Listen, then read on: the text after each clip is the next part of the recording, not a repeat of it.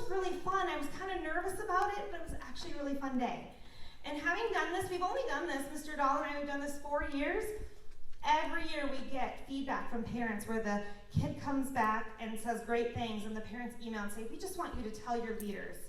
They did such a good job helping my child feel welcome and ready to come into the building next week. That's your job. That's where it starts. And then it moves from there. You are mentors. You're not just leaders. You're not just going to teach them and give them tours of the building next week. You are going to be in their advisories, and this is new this year. You are going to be in their advisory every week. You are going to be helping with goal setting, the 5 for 5 goal. Going and helping them set their goals on Monday. Going in on Friday. How did it go? Did you do it? And sharing your own experience. So all of us, whether we had a positive experience with that in 7th grade or not, we have to get on board. We have to be into this curriculum and this activity. So you're going to be setting goals and sharing. You're going to start the year just participating in Circle with 6th grade. You might start by just doing the greeting. Okay, so I say my name, then I say your name, and I greet everybody. Okay, you're learning their names. You're gonna be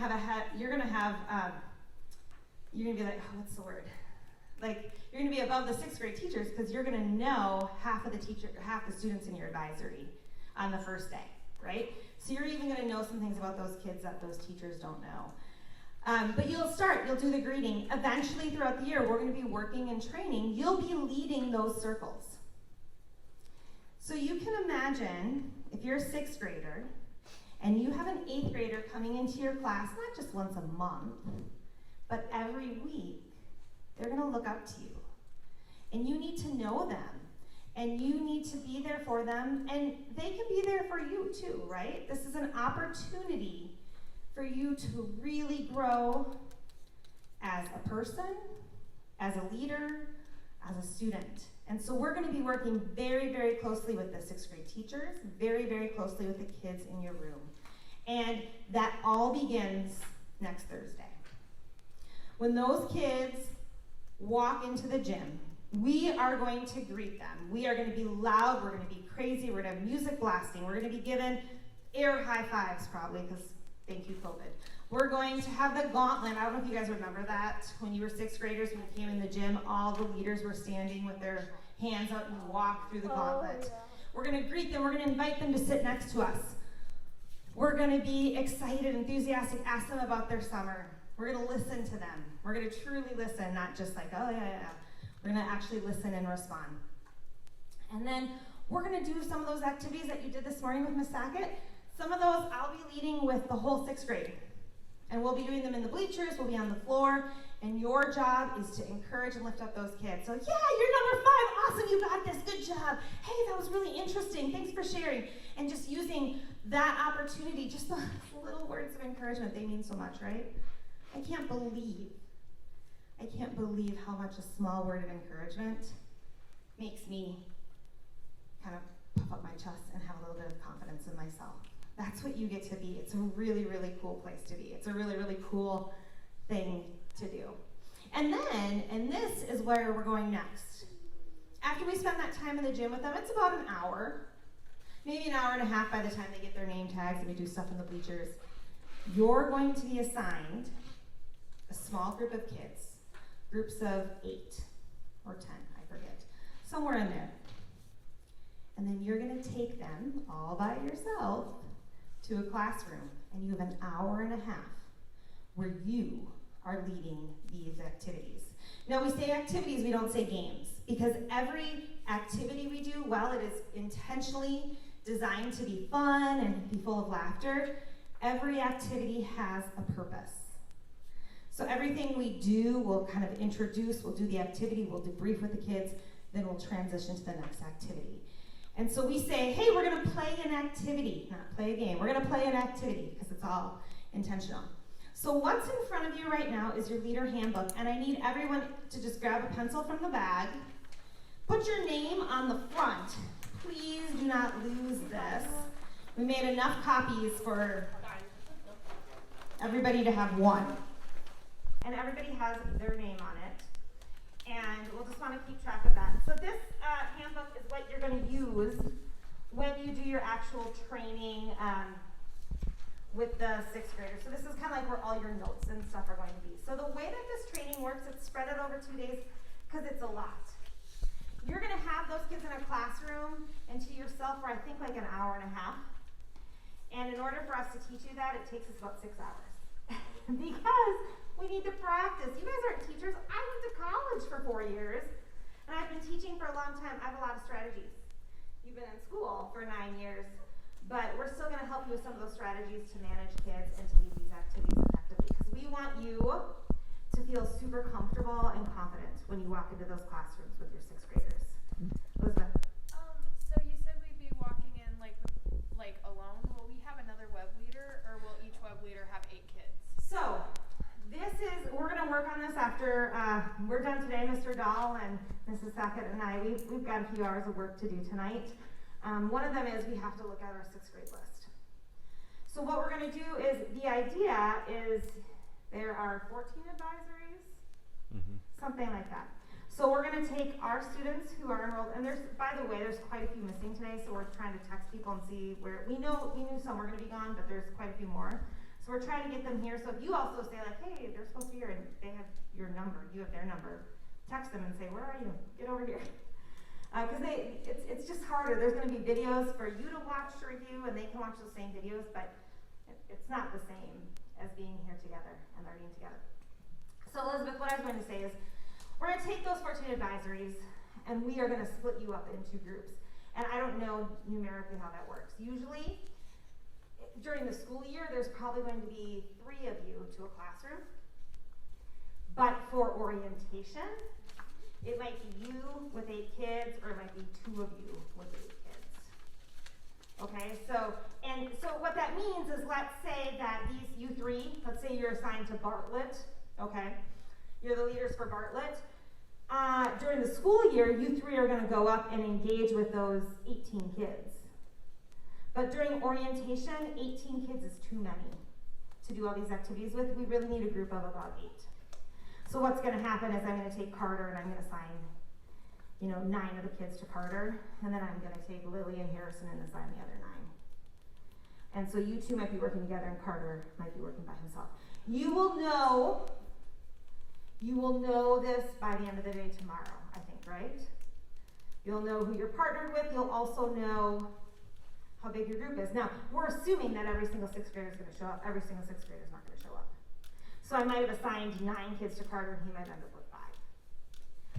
Or maybe Harrison tests positive for COVID and he can't come, and then Lily's on her own, or whatever, Or Carter can't come, and then we have to move Harrison over to his group. So we'll be flexible.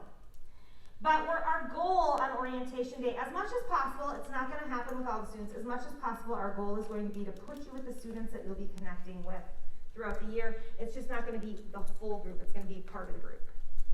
The exception to that is our SLT 6th graders, so 6th graders who have signed up for student ambassadors, spirit team, whatever. We are going to sprinkle them in. So we'll add a couple of them into Bartlett's, and a couple into Broderon, and a couple into Gardner. And then, because during the school year, you will not be going into the SLT rooms for circles. They have 8th graders and 7th graders in those SLTs that will mentor those 6th graders. So we are going to focus on just a typical 6th grade advisory class. Okay? Worry about that. We'll probably come back to that tomorrow. The way this will work is I'm going to lead us through these activities, and then we're going to stop and break them down, discuss them, and take notes. We will be taking a break with snacks in a little bit. We'll let you get on your phones and text those people, things like that. This notebook you're going to bring back with you tomorrow, and we'll continue to add to it. So the first thing, you're going to get your group of kids and you're going to troop up to whatever room. And by the way, you might not be in your assigned advisory.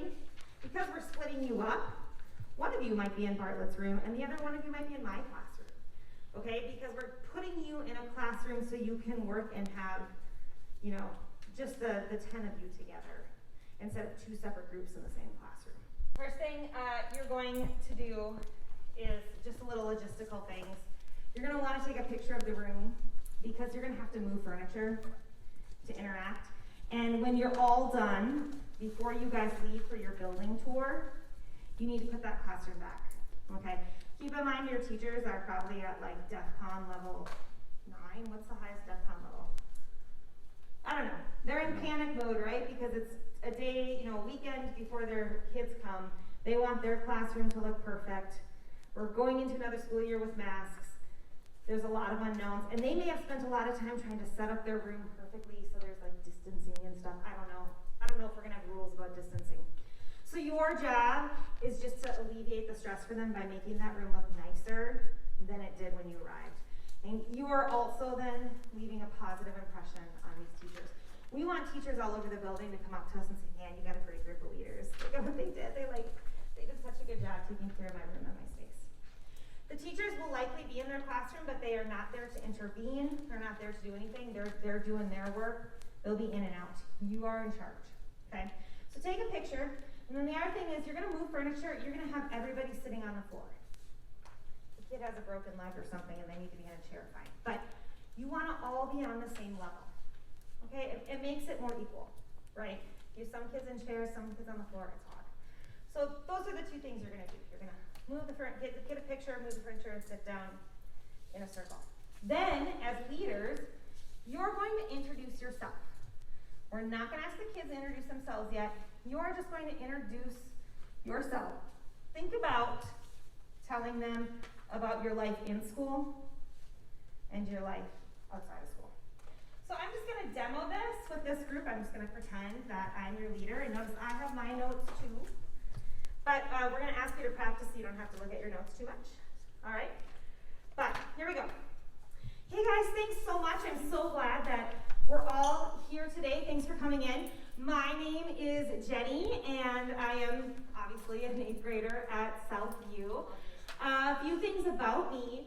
I love theater, and so I was, COVID kind of made things difficult, but last year I was able to participate in High School Musical. If you like theater, music, dancing, I highly recommend you check it out. It's awesome. Outside of school, I do basketball in the winter, and I love to read. Language arts is probably my favorite class. It's just so awesome. The teachers are amazing. And so I like to read. Love that. As a 6th grader, not only was I new to the school, but I was new to the district. I didn't come from one of the elementary schools. So I kind of know what that might feel like if you're new to the district this year and how that might feel. Outside of school, I have a brother. He's older than me by 6 years. He's actually at the high school. True fact, my brother is a teacher at the high school. His name is John Buckley.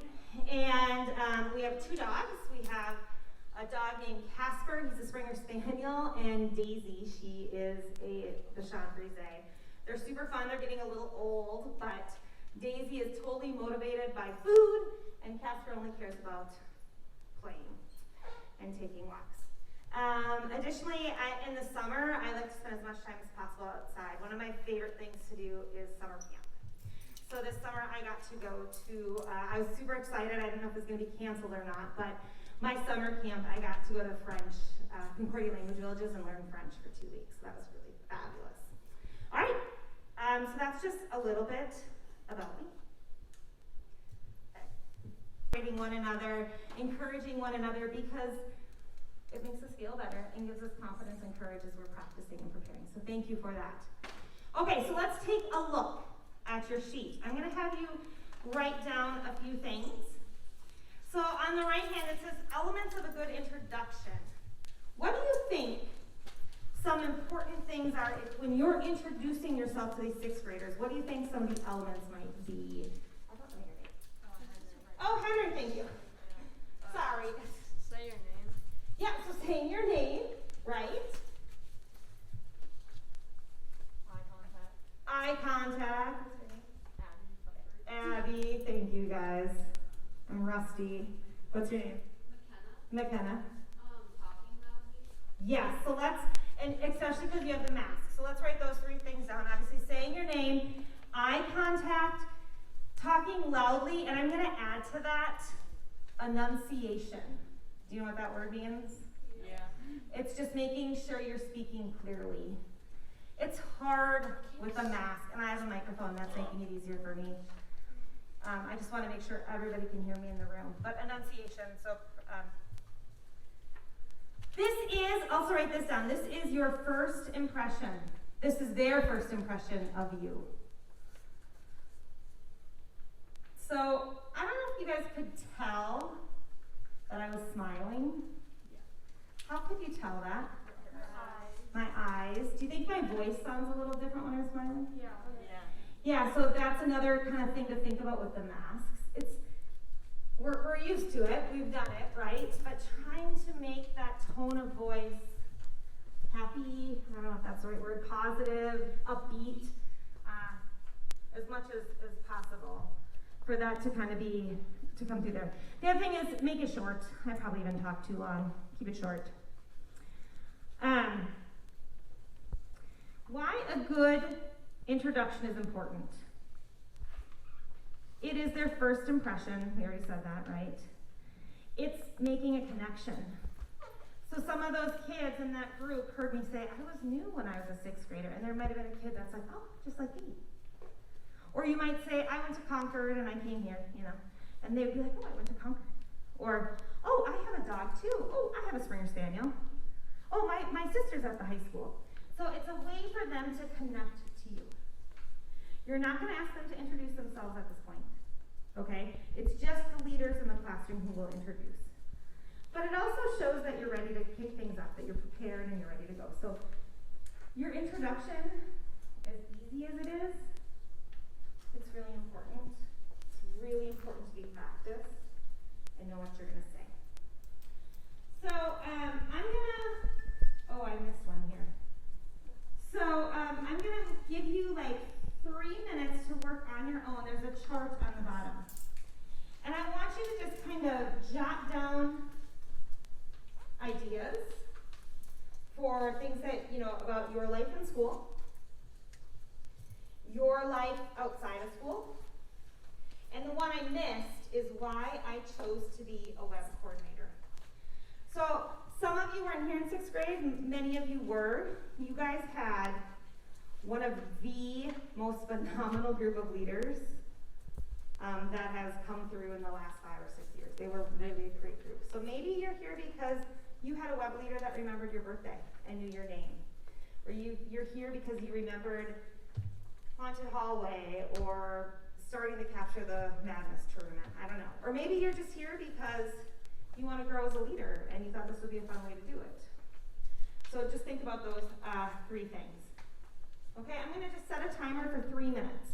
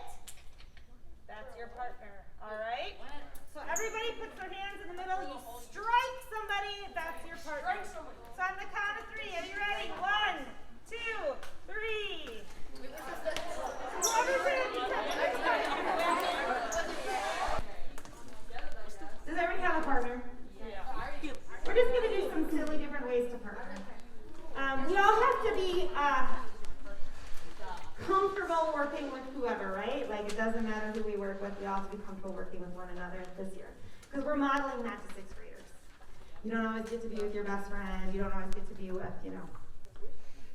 the person that you don't like or whatever. We all do different things. Okay, so here's what we're going to do.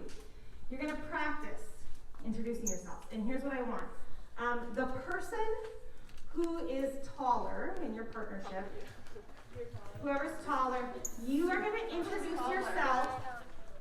You're going to introduce yourself to the other. Now, I'm only going to give you 1 minute. There's not enough time in 1 minute for you both to introduce yourselves.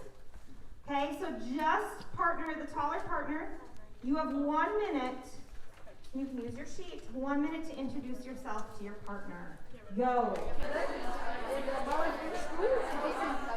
can obviously see that I'm in web.